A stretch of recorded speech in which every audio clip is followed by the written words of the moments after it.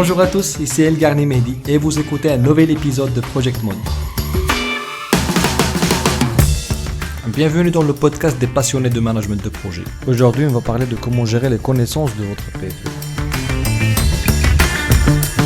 Ce podcast est rendu possible grâce à Oliris, une entreprise spécialisée dans les formations et le conseil au management de projets et risques industriels. Pour visiter son site web, allez sur oliris.net.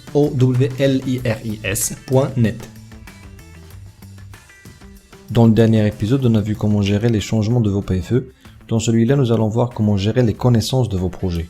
Mais avant de commencer, il nous faut distinguer entre gestion des connaissances, qui consiste à connecter les gens, afin qu'ils puissent travailler ensemble au partage et à la création de ces connaissances, et la gestion de l'information qui consiste à connecter les individus à l'information pour faire parvenir la bonne information à la bonne personne et au bon moment. C'est vrai qu'un projet en sa totalité est unique et temporaire, mais il faut tirer un maximum de bénéfices des connaissances générées lors de chaque projet. Du coup, gérer les connaissances du projet consiste à utiliser des connaissances existantes et à acquérir de nouvelles connaissances pour atteindre les objectifs du projet et contribuer à l'apprentissage global de l'organisation. L'intérêt principal ici tient à ce que les connaissances organisationnelles préalables sont exploitées pour produire ou améliorer les résultats du projet et que les connaissances tirées du projet sont disponibles pour soutenir les opérations organisationnelles et les futurs projets. Comme il faut distinguer entre gestion des connaissances et gestion de l'information, les connaissances se composent, elles aussi, de deux types distincts, à savoir les connaissances tacites et celles implicites. Ces dernières sont les connaissances qu'on peut facilement chiffrer, coder par exemple les informations de gestion de projet comme les avancements, les KPI, les consommations de budget, ou bien les données techniques comme les débits, les poids ou d'autres moyens de mesure. Par contre, les connaissances tacites sont établies dans un contexte. Il est très difficile de les codifier. Elles résident dans l'esprit des individus. En outre, elles sont habituellement partagées dans le cadre de conversations et d'échanges entre les personnes, comme les impressions, les feelings et les expériences vécues implicitement durant le projet.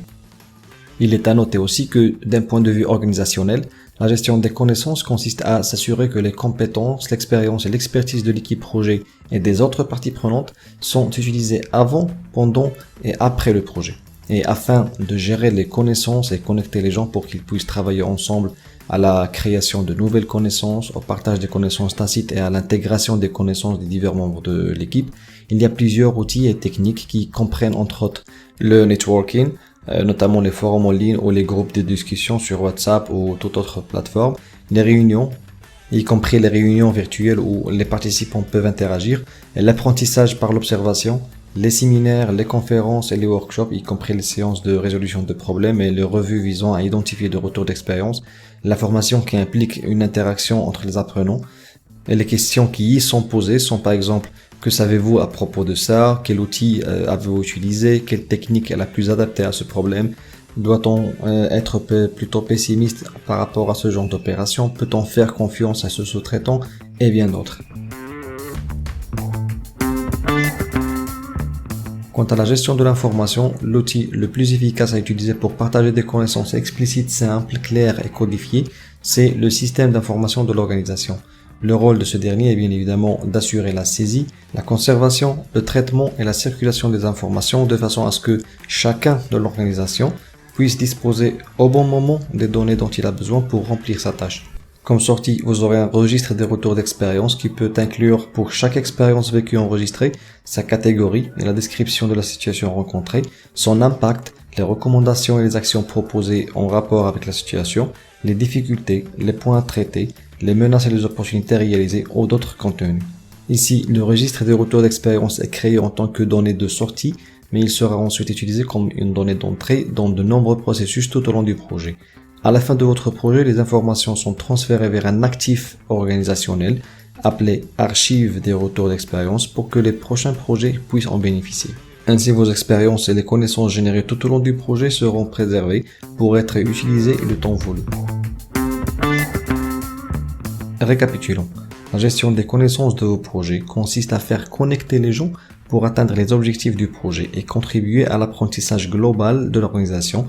Quant à la gestion des informations, il consiste à faire connecter les gens à la bonne information et au bon moment. N'oubliez surtout pas que Dans notre ère, l'information est devenue un élément central de la gestion et surtout dans les projets. L'information peut faire réussir ou échouer des projets selon son utilisation et son timing. Par cet épisode, nous arrivons à la fin de cette série dédiée spécialement au PFE. J'espère que je vous ai été d'une certaine aide et surtout n'hésitez pas à me poser vos questions concernant vos projets de fin d'études. Si vous avez des difficultés concernant le volet gestion, planning, périmètre et budget et tout ce qui se rapporte au management de projet, le contenu déjà publié reste d'actualité même au milieu de votre PFE, donc je vous invite à l'écouter et d'essayer d'en bénéficier. Project Mode va marquer une petite pause pour attaquer la série prochaine qui va traiter de la préparation de la certification PMP. C'est un travail basé sur un sondage qui a été mené auprès d'une centaine de gens certifiés PMP qui ont contribué à ce travail. Ça va sûrement vous intéresser, surtout les gens qui vont envisager de se certifier PMP. Sur ce, je vous dis merci de votre temps et merci à celles et ceux qui ont partagé, liké, commenté ce contenu. Je vous dis alors à bientôt.